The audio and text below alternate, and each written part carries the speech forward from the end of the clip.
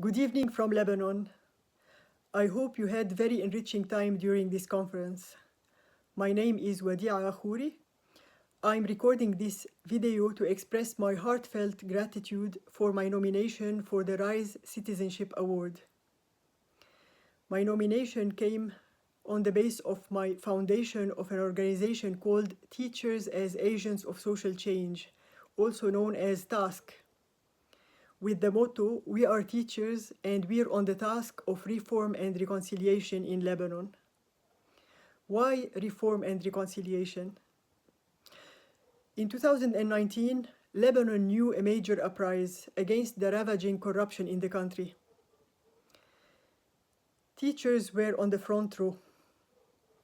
But we soon realized that without working on the agenda for reconciliation, we cannot work harmoniously and collaboratively on the agenda for reform.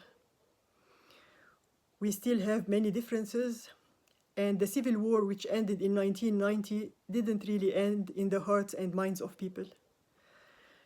Therefore, we took the initiative to start working on these agendas with the teachers who form the largest population of professionals in Lebanon.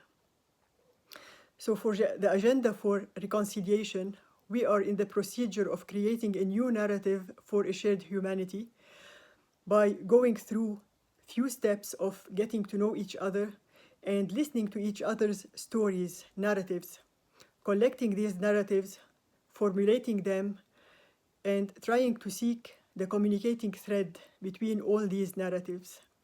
These narratives are based on common questions to which they respond very spontaneously as teachers. One of the questions is, what made you the person who you are today?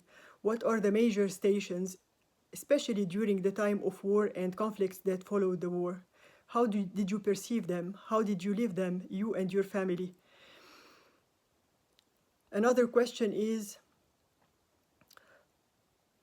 who are the populations in Lebanon that you don't trust fully? What is the reason behind this mistrust? Why do you fear them? And the third question is, what do you expect from this population in order to start trusting them? Please suggest things that you may do on their behalf, things that are realizable and measurable. As a result of these story sharing, we are starting to knit a national story, and we will present it as a report in order to promote for the national reconciliation procedure that should start sooner than later, same as happened in Australia, in Ireland, in Kenya, in Rwanda.